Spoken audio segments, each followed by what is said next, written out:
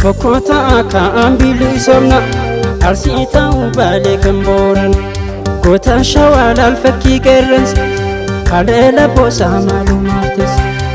Gota ko Kenya shikali Kenya Gota ko Kenya Saudi Kenya Gota ko Kenya Abdisa Kenya Fokota ka ambili somna arsita ubale kamboran Gota shawal alfaki kerens Halela bosa malumatis Gota ko Kenya agari Kenya Gota ko Kenya atasa Kenya Gota ko Kenya ilemu Kenya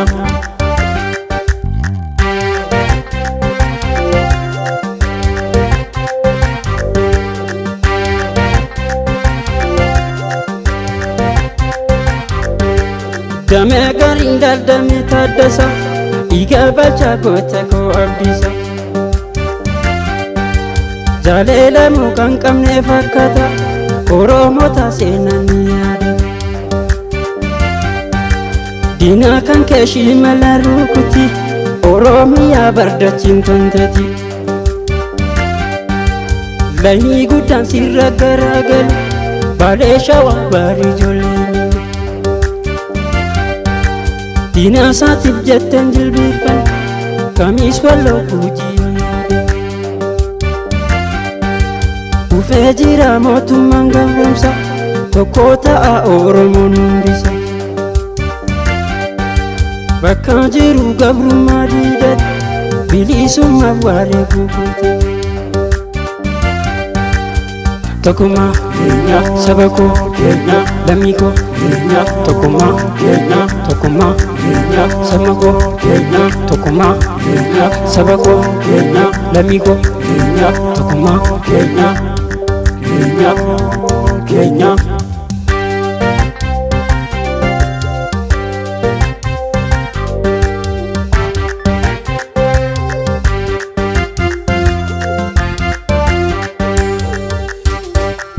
Fokota ka ambili somna arsita ubale kamboran Gota shawal alfaki kerens Halela bosa malumatis Gota ko Kenya shikali Kenya Gota ko Kenya Saudi Kenya Gota ko Kenya Abdisa Kenya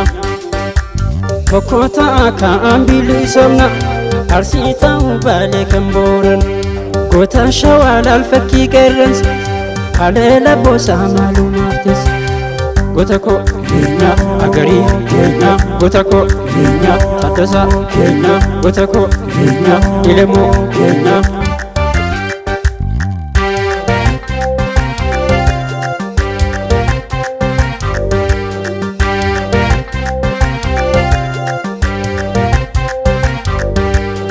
Radene la fesa bulles ya oromo amma yeronis Intukini tukam nan kenis awara sebiya dabamsis Ya oromo safu kabdatin atu beta awasitihim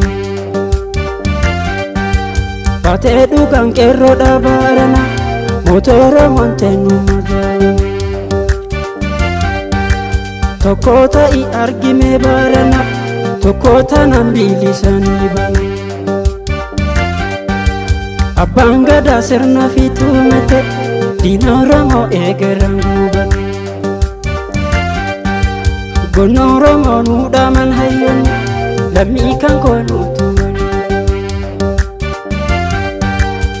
tokkumma keenya saba koo keenya lammii koo keenya tokkummaa keenya tokkummaa keenya saba koo keenya tokkummaa keenya saba koo keenya lammii koo keenya tokkummaa keenya keenya keenya